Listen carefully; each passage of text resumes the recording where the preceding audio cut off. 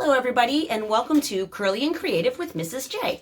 This week we're going to be learning about the artist Vincent Van Gogh. Many of you may know that Vincent Van Gogh is one of my favorite artists. I really enjoy all of his moving line and the character that he brings to the colors and the subjects that he creates in his paintings. Some things that you might not know about Vincent Van Gogh is he's a Dutch painter born in the year 1853.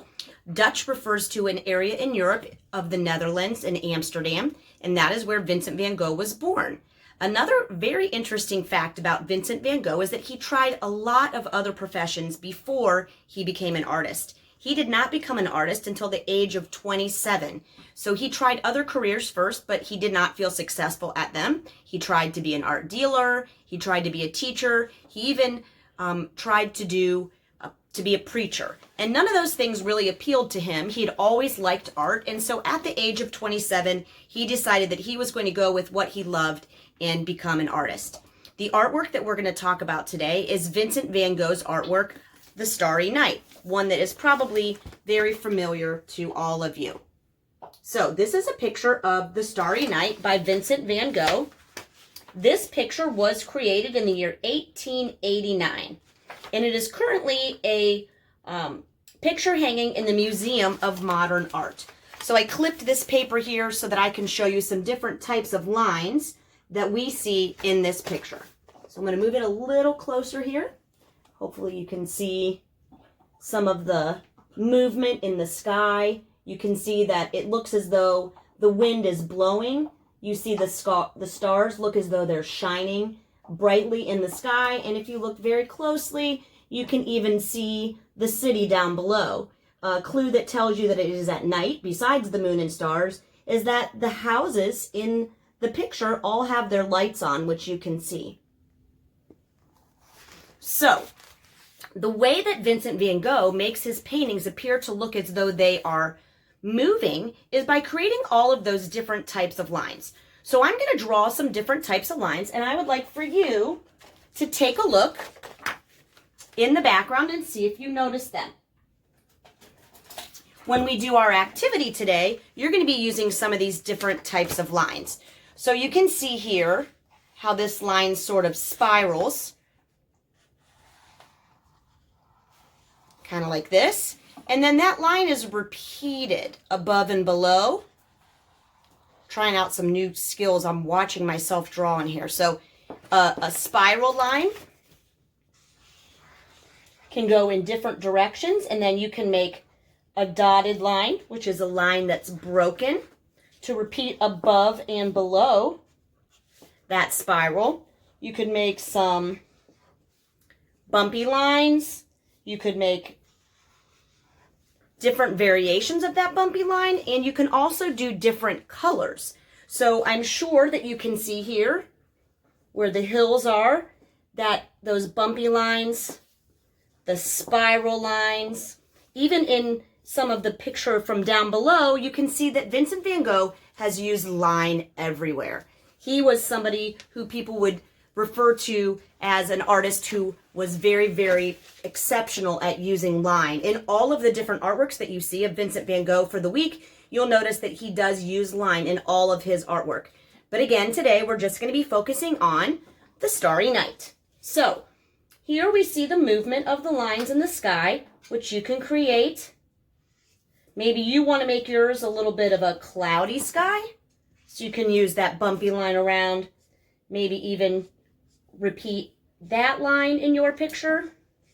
Sometimes when the clouds are moving, you might see lines behind or around that. So you can be creative. Your picture does not have to look exactly like Vincent van Gogh because you are the artist.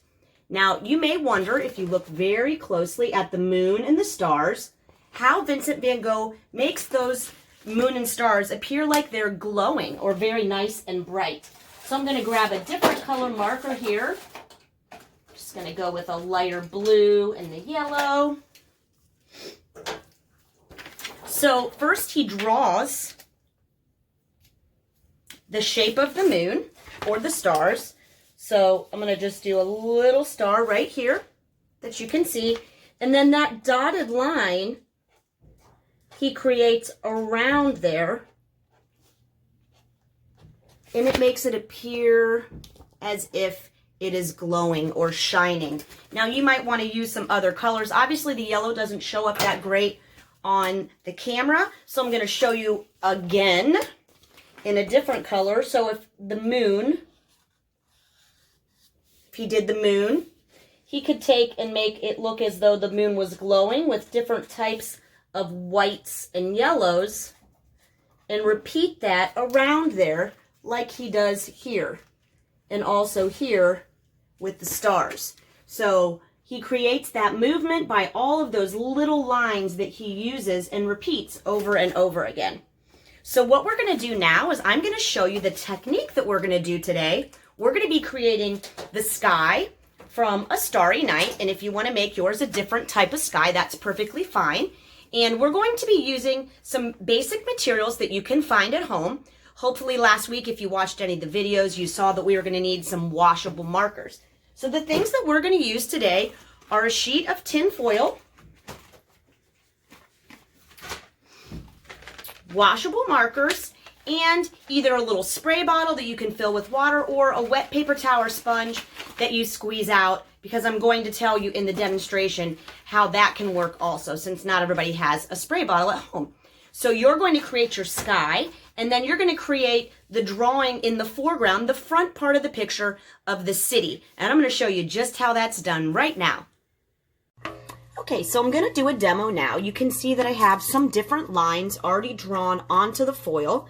I'm using those Crayola washable markers that we talked about. You can use any type of washable marker. It doesn't have to be Crayola, but we all know Mrs. Johnston loves her Crayola markers. And you can see I'm just writing right onto that foil with my different colors of markers. And I'm trying to show that movement that we see when we look at a Vincent Van Gogh artwork like the one that I showed you earlier, how it makes it appear as if it's windy outside without us even feeling the wind, which is a very cool thing that Vincent Van Gogh did. You could do other types of skies also. Add your different colors in there. Add whichever colors you like, because you're the artist. You can see this looks like one of the stars in A Starry Night. I said earlier, many of you go into my classroom and you always want to sit in my Vincent Van Gogh chair, the one that is not for kid butts. Oh, hello, marker. You could do your moon. You could do that as a circle, okay? Or if you wanted to use a half moon, I'm going to scooch this up and show you, you could make a letter C, okay? And then just keep going back and forth on that letter C to make it the half moon that you want. And then don't forget, around the edge of those stars and moons, Vincent Van Gogh used a broken line or a dotted line around there.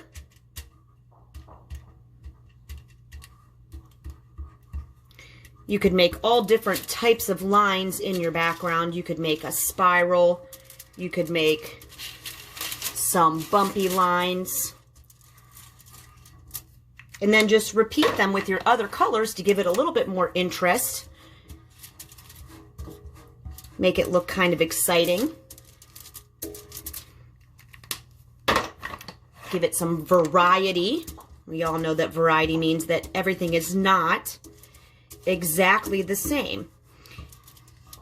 And I learned this really cool technique from a friend of mine. Her name is Lauralee Chambers, and she posts all kinds of really cool techniques and stuff that she's used in her classroom. And she is an art teacher in New York. So even when you're an adult, we still keep learning. It's really, really important to keep on learning throughout your life. You're never too old to learn something new. So once you have your sky how you want it, you're going to stop. And then that's the point where we spray the paper and print our washable marker directly onto the background. Now it's time for some magic to happen. So you're going to take a little spray bottle. If you don't have one, you can do the opposite, which would be to take a sponge or a damp paper towel and spray your paper. This teeny little spray bottle doesn't hold as much water as I would like, but again, you could take it and you could wet your paper. And then we're going to take our paper, we're going to flip it over onto a piece of white copy paper or the back of a worksheet that's plain, or if you happen to have some art supplies at home, you're going to go ahead and turn it over onto there. I like to rub it down really nicely with my hand, and then now the magic happens where we pull up, ta-da, our foil, and we get the design that we did on our foil. Now you notice things are backwards because when you print, things flip around. So this would be the first part of our project. And again, super easy, available materials, one piece of tin foil, some washable markers, a spray bottle. Again, if you don't have a spray bottle, you can take your sponge and maybe wet the paper and then flip your foil over on top. It'll look a teeny bit different, but you'll still get the same effect. And then your white paper to print on. And that is step one. So my paper is a little bigger than I want. So I'm going to trim some of this off.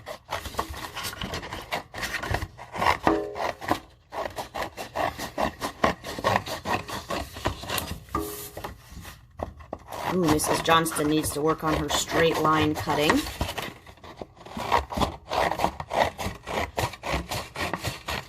Okay, so now I have kind of a background for my sky.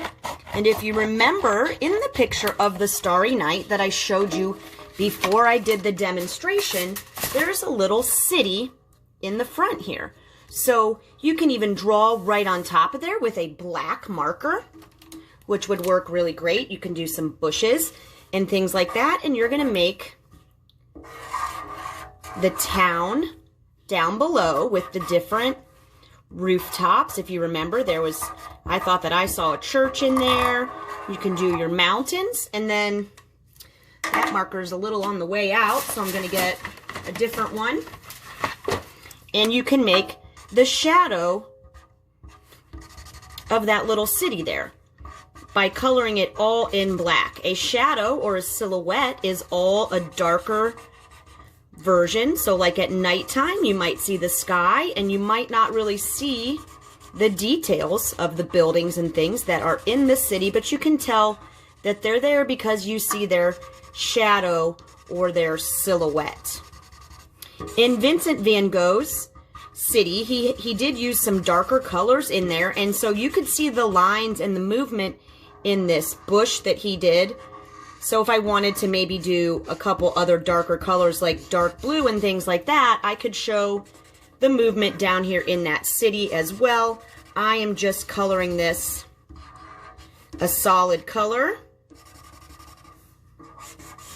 to show that there was indeed a city below the back of the landscape. Now you could do city buildings, you could do your neighborhood, you could do whatever you want, and then you end up with this really cool printed piece similar to a Vincent Van Gogh artwork.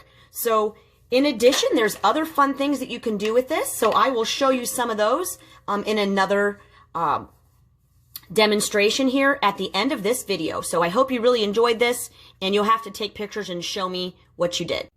Well, I hope that you really enjoyed that technique, and I hope that you'll be trying to use that for some different things, for some extension activities, to use that foil printing technique for some other things at home that you can do on your own. Now that you know how to do the foil printing, there's so many different things that you can do with it. And thank you again to my friend Laura Chambers from 2 Art Chambers for teaching that technique to me and a lot of other people on Instagram. Mrs. Chambers is an art teacher in New York, and she's quite an inspiration to many, many people out there. So for the rest of the week, we're also going to be learning about Vincent Van Gogh. Again, one of my favorites. And tomorrow, what we're going to do is we're going to look at a picture by Vincent Van Gogh called The Sunflowers. What we're going to need for that project is, again, we're going to need our washable markers, and then we're going to need a piece of styrofoam, either from like a styrofoam meat tray or a styrofoam plate. We're just going to need a little bit of it. We're going to draw right into there, and then we're going to use that to print our flowers again and again. So that's going to be another fun activity that we're going to do tomorrow. I'm going to finish up today by showing you some extension activities that you can do on the foil with your markers. So again, you'll just need your markers, another piece of foil, and some other paper, and whatever you're going to use to wet your paper. So I'm going to show you some more of those fun activities that you can do on your own. I'm really excited to see what you come up with, so be sure and share those with me either on Facebook, Instagram, or on our Google Classroom. So I hope everybody's having a great week. I'm looking forward to sharing with you again tomorrow and doing another fun video on my favorite, Vincent Van Gogh. So I promised you earlier that I would show you some other things that you could do with this foil printing. Sometimes you would call that an extension, which means taking the concept that you learned, which is drawing on the foil, wetting it, and printing it, and using it for other things. So instead of making a Vincent Van Gogh landscape, you could make a background for something else. So maybe you want to make like a tie-dye design. So you see I'm just making those. Almost looks like a flower. And as I blend, you can even make those colors touch and leave a little white in there. Maybe you just want to do this for the design itself, art for art's sake. This design will be your final picture. Maybe you don't want to use it for anything else. It's just this cool design that you did. You could do something like this. You could do like big blotches to do like a camouflage design. There's all kinds of things that you could do. Maybe you could use this as a piece of like a painted paper. So you use the design and you cut it apart and make a collage, kind of like we did last week with our magazines. Maybe you draw on top of it with a Zentangle design, or maybe you just make a fun line drawing on top and use the painted paper as a background. There are so many different things that you could do. So we're at the printing stage again. So last time I sprayed the marker, and this time I'm going to show you how, instead of doing that, if you don't have a water bottle at home to spray with, you see I don't have a ton of water, but I can squeeze a little out on here, wet my paper first instead of wetting the foil. Okay, and then I'm going to flip it over. Oh, it printed a little bit even when I wet it. And again, that wet surface of the paper, when you pull it, is going to make that print. So just like I said before, you could draw on top of here a picture, or you could just leave it as this piece of foil print paper, which also looks really, really cool. I'd love to see what other kinds of things you come up with besides our Vincent Van Gogh picture.